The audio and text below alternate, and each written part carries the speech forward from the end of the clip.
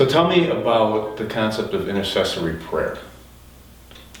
Most people, when they think of prayer, think of intercessory prayer, which is asking some kind of deity for something. God send me health, God heal this particular wound. That's only one particular kind of prayer. There are many other kinds. So when someone asks, do Unitarian Universalists pray? I try to figure out, well, are you asking, do Unitarian Universalists ask for intercessory prayer, or are they thinking of another kind of prayer?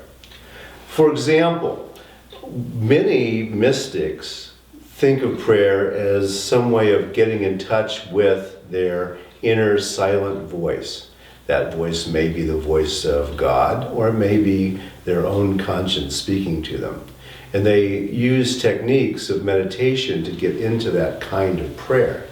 That way, they are being silent and focusing their own intentions. They aren't asking for a gift from outside of themselves. When they think of that kind of prayer, they are humbling themselves, but not asking for something. So a lot of people will ask for help with the lottery.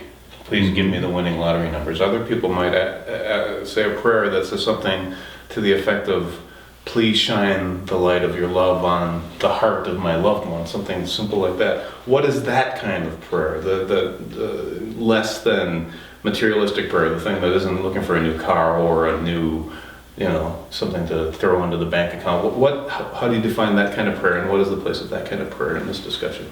Well, usually that's a kind of intention prayer then. You are intentioning, being intentional about focusing some kind of goodwill on another person. The Buddhists also will do that kind of praying. They are putting good karma out into the universe. So if you're asking for the well-being of another person, or even your own strength to be able to deal with a situation, that's a particular kind of placing of the intention.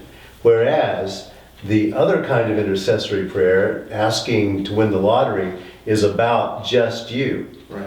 And a lot of theologians have thought, well, wait a minute, that's kind of selfish, isn't it? Rather. And it also is asking an all-knowing God to interfere, because maybe God already knew who needed to win that lottery, and that person needed it, and your praying to win the lottery suddenly messes up the space-time continuum, as science fiction would call it. Well, it seems too that second kind of prayer, where you're sort of asking for something amorphous, almost acknowledges the possibility that there is no deity. Do you know what I mean? Does that resonate in with what you're describing? That kind of prayer actually sort of allows for the possibility that there is no deity to pray to?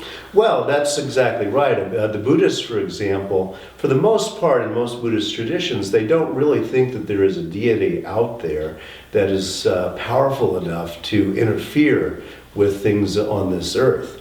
Now, for some Christians, there is the belief that there is a God who can interfere with the basic workings of the universe. But for Hindus, for Buddhists, that's really not the way they understand the way deity works anyway. So that's why when we use a word like prayer, we will say, well, all religious traditions pray. Well, that's true, but there's a very big difference in what the different religious traditions think they're praying to and praying for. To close out the segment, let me ask this question. Is there a correct way for a Unitarian Universalist to pray? Well, that's a good question. I mean, we have certainly Christian Unitarian Universalists who are quite traditional in the way they understand praying.